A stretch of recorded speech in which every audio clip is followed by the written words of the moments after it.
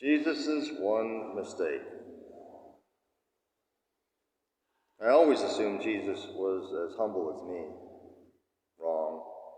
His unitary blunder was simple human arrogance, and it was exactly the thing that got him killed. His meeting with Pilate was likely conciliatory. Pilate must have been like, gee, you really screwed up, man. Jesus' response? That's a good question. We must frame that infamous conversation in the zeitgeist, the spirit of the times, and considering Jesus' obvious arrogance. His response could have been easily, I and the Father are one. But Pilate may not have understood that response since he was Roman. Jesus possibly could have responded, you wouldn't understand, man. But again, remember his arrogance. The Sadducees were starving for his head or blood, and never forget his arrogance, so I and the Father are one would actually be consistent and typical of Jesus. I have assumed my entire life that Jesus was not an unwitting actor, but as in the wonderful film written by Carl Sagan, one of the characters said, the greatest hoax in the history of humankind, which actually serendipitously applies to Jesus, the unwitting actor. Easily, aliens made it seem like Jesus was somehow special with his, in quotes, healing gifts, even to the point of raising the dead, in quotes. If you call a zombie-like relic a person,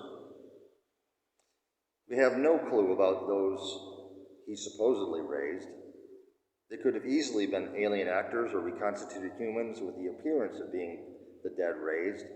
Whatever the case, I'm fairly certain it was not like what we believe. The greatest hoax ever perpetrated on humankind makes Moses look like an amateur, man. Hey, got any shrimp? We are so effing naive and arrogant, man. Arrogant when affluent or privy to authority's ear, naive the rest of the time. I need to redefine our quintessence yet again. Homo arrogant and homo naive. This is not a joke or humorous essay. I just asked my bestie to submit a physics Nobel recommendation for myself, not out of arrogance, but because I know about the lunacy of the soul. I know about conventional wrong assumptions. I have a good idea about a correct replacement framework called TCT.